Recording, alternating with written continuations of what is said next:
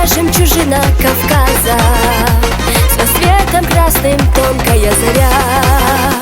Дворянка, гордость нации, как пламя, и чистота ее сильнее искры огня.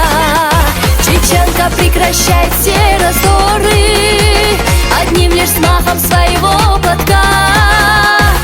Кинжалы затихают в ссоре, кинжалы затихают в ссоре, когда горянки не покрыта голова. Чеченка, символ наивысшей чести, она достойна примет даже смерть, она достойна примет смерть. В ее словах мы не услышим лести.